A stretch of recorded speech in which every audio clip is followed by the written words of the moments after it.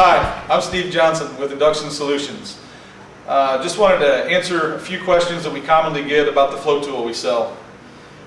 Basically what you have, your dash 6 line on the inlet side is a normal dash 6 fitting that we're going to use on the output side of a regulator.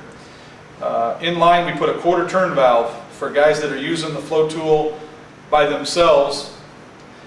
We have the 4.5 inch gauge in place, and then this line is basically your return line that goes back in either your fuel jug or if you have a front mounted cell. Every flow tool we sell already has an 073 stainless steel jet in it.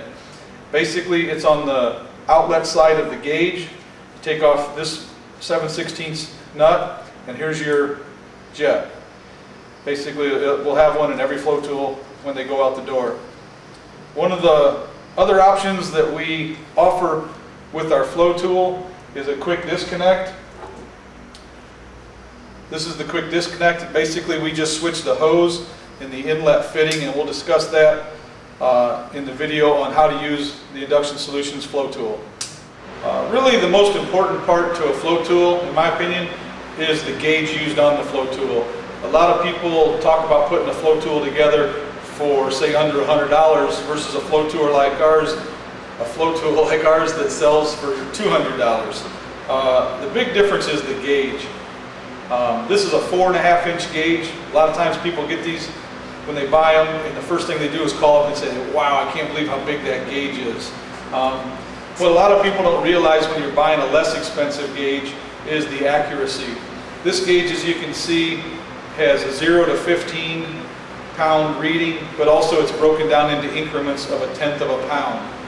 Some of the less expensive gauges only have an accuracy in the first third and the last third of the scale of 3% and in the mid third of 1%. This gauge is accurate through the entire 15 pounds at a 0.5% accuracy. So that's one of the things that we like people to know. In part what they're paying for is the quality of the gauge. You can see the stainless steel bottom and the internals. So again, that's part of what makes up a good flow tool, is a high quality, accurate gauge. One of the other advantages our flow tool has is you can, to some point, re-zero the needle if it gets a little bit off after it settles and after some use. Basically, the bezel has a little bit of a turn to it.